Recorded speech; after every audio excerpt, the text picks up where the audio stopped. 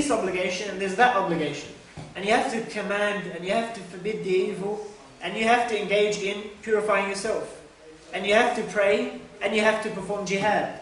And you have to recite the Quran and you have to perform hisbah, or accountability, enjoining the good, forbidding the evil. Yeah, there's individual obligations and there's communal obligations, collective obligations. Yeah, so we have to continue both. Now, the other view is collectivism. So there's individualism or atomism, and the other view in this paradigm of individual versus collectivism, which posits a view of society which goes beyond mere individuals. So it says society is not just individuals. So if we put all the brothers in this room together, according to some we would have a society, right? But I will suggest that that's not a society unless we have certain other factors in common as well, which we do, right? We have common thoughts, we have common sentiments, we have a common system of governance or institution over us. And the natural extension, or the logical extension of this argument is that when we look to changing or bringing reform to society with this view in mind, and I mentioned this as the most important point for us to take away today, it's not simply about changing individuals, it's about both. It's about both. It's about, and I pause at this point to emphasize the point, that it's about changing society, working on society and the individual. It's about the individual and the collective. And it's about realizing that no amount of success or relative success will be achieved in the former as it can be in the latter. Both the individual and the basis upon which society is built needs to be changed. Not just the individual, meaning the common thoughts and the common emotions, which in turn allow us to change the systems of governance. Yeah, so to move away from the abstract and give an example, you can have at home your father, or in your local halaqat, you can have your sheikh tell you, it's a central aspect of Islam. You read it in the Quran as well. Allah subhanahu wa ta'ala commands the believing men and women to lower their gaze. Yeah? And that's sort of individual reform. Your sheikh telling you to do something and you trying to implement that onto yourself. But if you step out into society, and this is not exclusively a Western reality, but if you step out, even in the Muslim world, you're bombarded with a billboard, with media, with tabloids, with newspaper, which at the very least urges you to do otherwise. Right? And humans, خَلَقَ الْإِنسَانُ ضَعِيفًا. Allah subhanahu wa ta'ala says in the Quran, Allah's created man weak. Yeah? And we as human beings have to realize that the way society cultures us is so much stronger than the way we are cultured as individuals. So we can learn all we want about Islam, about lowering our gaze, about humility and modesty, but if society is preaching a completely opposite message, and it is preaching that message with the media in their hand, with the economy in their hand, and with all the media outlets and institutions of governance in their hand, with the education system in their hand, then you will not achieve that success as individuals, because the two are just not comparable. It's the difference between an idea and an institutionalized idea. One has permanence and one does not. One has strength and one has not. One has structure and one does not. One has power and one does not. And so it's incomparable. And so to illustrate this further, I'll try to use an analogy. I'll try to use the analogy in linguistics of a sentence. Yeah? So you can say a sentence consists merely of words, for example. But for a sentence to be properly formed, you need, or for it to be coherent, we need grammar, or we need a set of rules within which these words have their functional roles to play. So while a word may have an individual meaning, its meaning is completely altered if it's put into the context of that sentence, if it's put into the context of that paragraph, or if it's put into the context of that passage. And so we can use many other examples as well, but what we realize is rather than an atomistic or an individualistic approach works to explain certain realities, we can't assume it will provide an adequate understanding of society, because society is not just a collective of individuals. In fact, what this term, and I don't want to get into semantics or anything, but if we can appreciate this point, it will help us, inshallah.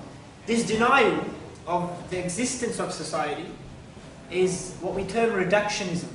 Yeah, it's plain and simple. It's comparable to saying that Hamlet is nothing but words, or that Beethoven's music is nothing but notes, or that Mona Lisa is nothing but pigments on canvas.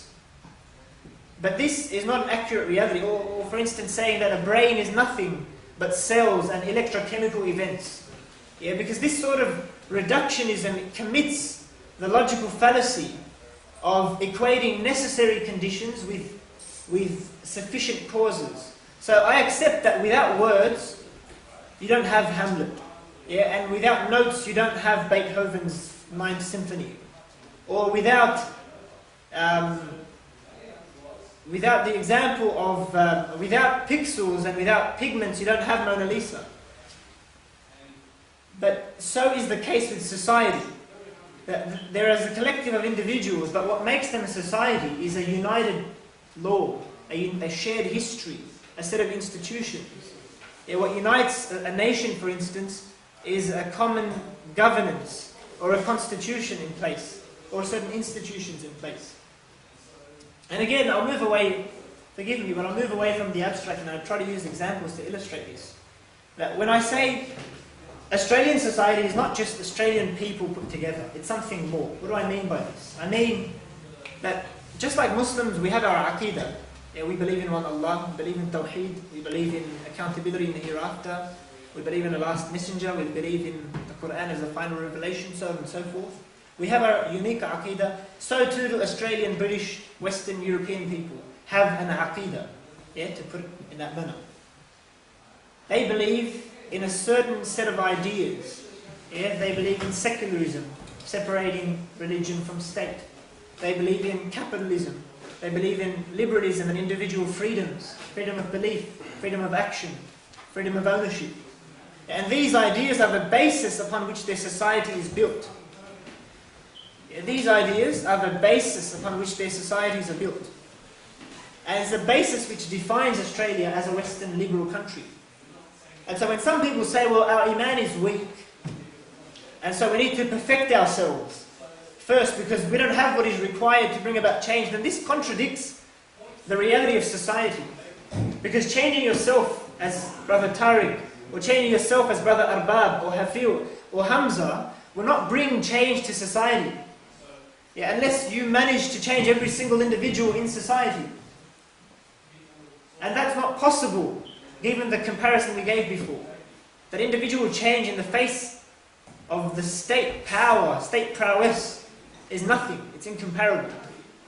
And we look to the example of Rasulullah sallallahu alaihi wasallam, that if he truly works for individual change, then we would not find what we found at the time, and I mean exclusively individual change. We would not find the case of Rasulullah sallallahu alaihi wasallam, that in his 13 or so years of da'wah, it is documented at most that 200 or so, 220 in an extreme case would be, 220 or so people converted to Islam. Now keep in mind that this is the best of creation, Rasulullah. And if he was working on an individual level, then compare his efforts and his results and bringing only 200 people to Islam. Would it really be the case that if Rasulullah had organized his society, had organized his efforts in such a way that he wanted to bring individual change, he would only have convinced 200 people in a matter of 13 years? The reality is that Rasulullah sallallahu alaihi wasallam did not view this as an individual, from an individual perspective. He realized that change is a societal thing. It's a thing that works with society. You need to challenge prevalent conceptions in society, prevalent sentiments in society. You need to shape public opinion, the way people feel and think. You need to target the system in society as well. Because as we find, when Rasulullah ﷺ works to change the society, he came back and conquered Mecca, and the entire Arabian Peninsula submitted to his rule. And that is the difference between individual work and collective work.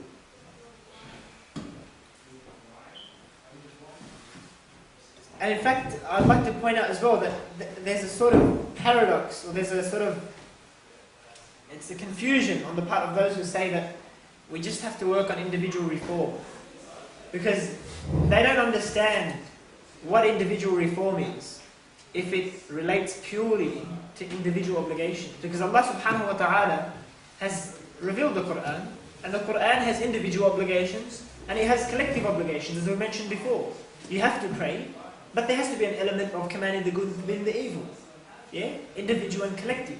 You have to respect your parents, you have to seek to purify yourself, but at the same time, there has to be an effort to work on society, to reform society, to bring change to society.